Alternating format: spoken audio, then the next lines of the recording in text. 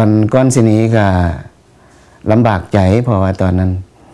ก็ส่วนเมียหลายเถื่อเราก็บ่เราบ่อยากไป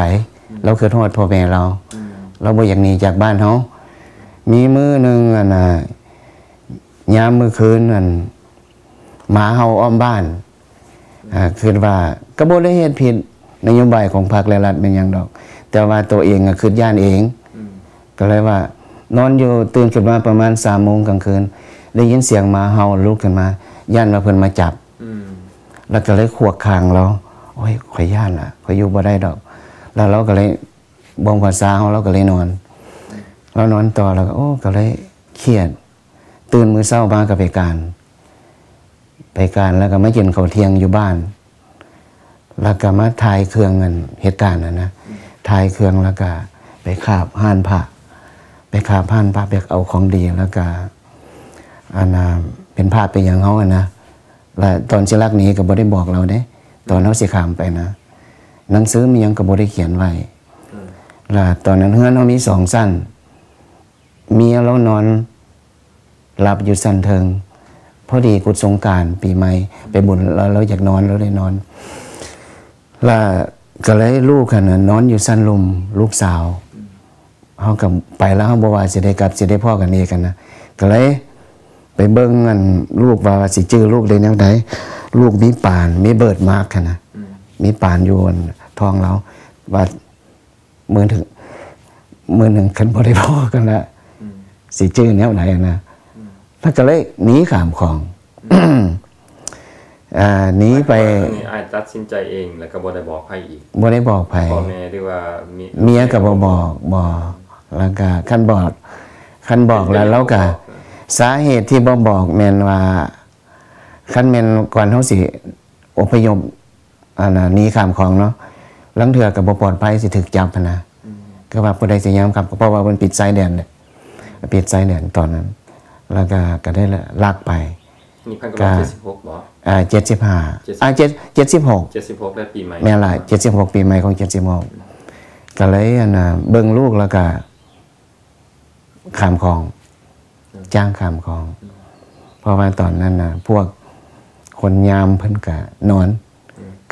ก็เลยหาหมองแต่ว่าติดตัวเอาแต่เสื้อผ้าคาคิงไป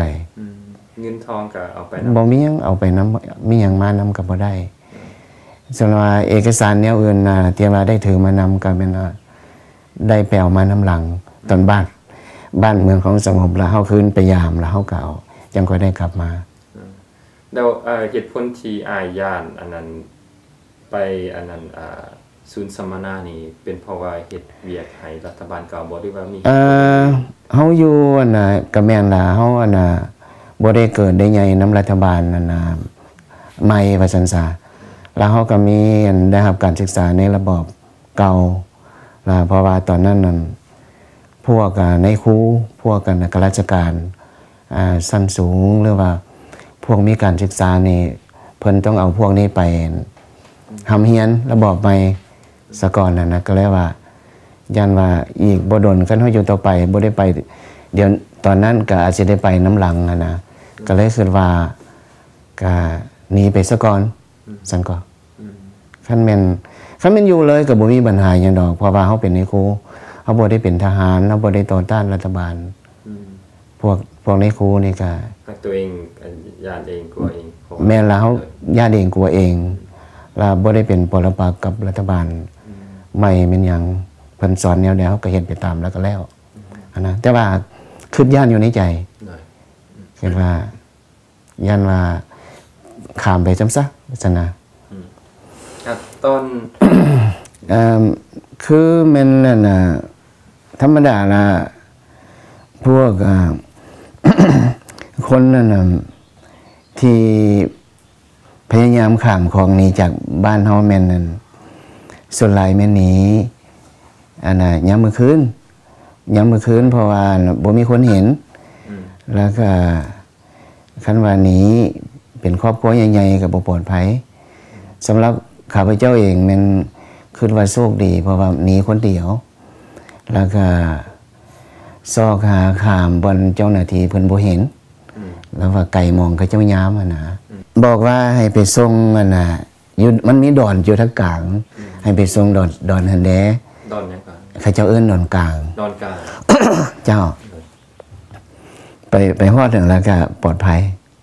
ดอนกลางนี่เป็นของลาวบ่แม่นล่ะหรือของไทยเป็นของฝั่งนั่นของฝั่งไทยบ่เจ้าแล้วเบื้องนั้นก็มีน้ำของแต่ว่ามันบ่กว้างหลายอันน่ะคือว่าก็โชคดีเด้นะกันสิเว้าแล้วก็มันนั่นน่ะคุณพาเพิ่นคุ้มครองแล้วก็บ่มีคนเห็นแล้วตอนไปเฮาก็นุ่งเครื่องคือเฮาไปหาปูหาปลานะแล้วก็บ่มีคนผิดสังเกตว่าเฮาไปคนเดียวก็บ่อาจจะสงสัยอีกแม่นล่ะไปแต่2คนบางเทื่อเขาเจ้าก็ว่าไปหาปูหาปลาก็มีก็เลยได้ฮอดดอนกลางได้ก็จังค่อยข้ามไปฝั่งนั้นแล้วขี่เรือไปอีกห้องคนแล้วก็จ้างคนไปต่ออีกจ้างคนฝั่งนั้นมาครับแม่นล่ะแล้วจังค่อยได้ไปเข้าศูนย์อพยพอยู่ศูนย์หนองคายประมาณจักมื้อเนาะประมาณอาทิตย์นึงแล้วก็หรือ2อาทิตย์เมียก็ข้ามไปนำเราบ่เห็นมาเฮือนเราก็ให้เราก็ให้เราบ่กินข้าวกินน้ำจนลูกบ่มีน้ำลูกสิกินอันนั้นตอนนั้นน่ะ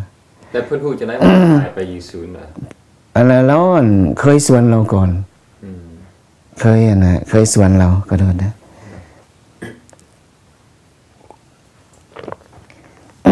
แล้วบ่เห็นเฮาเราก็คิดว่า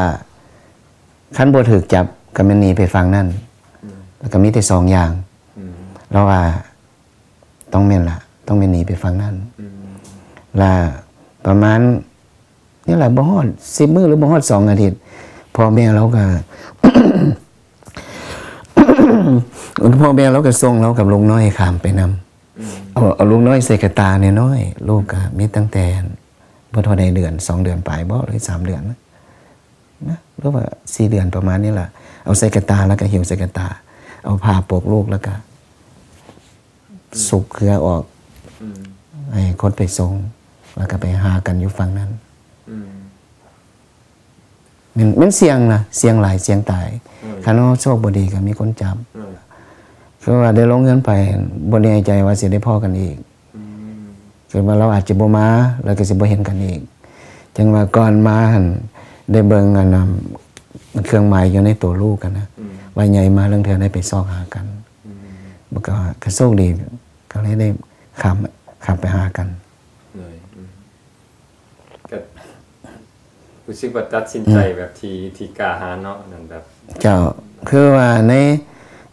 ระยะบ้านเมืองเฮามีการเปลี่ยนแปลงแฮงหลายนะแล้วเฮาก็บ่สามารถสิไว้เชื่อใจไผแม้แต่เมียเฮาก็บ่เชื่อใจถ้าเฮาว่าเฮาสิเฮ็ดหยังเฮาสิตัดสินใจแนวใดสิไปไสเฮ็ดหยังเวลาใดเราก็อาจสิไปบอกแม่เราไปเว้าสู่แม่เราฟังแม่เราก็สิไปเว้าสู่แม่ตู้ฟังแม่ตู้ก็สิไปบอกกับผู้อื่นอีกแล้วเฮาก็เชื่อบ่ได้ละต้องเอาตัวรอดก่อนนะจังซั่นตัดสินใจคันเอา survive แล้วก่อนแล้วจังค่อย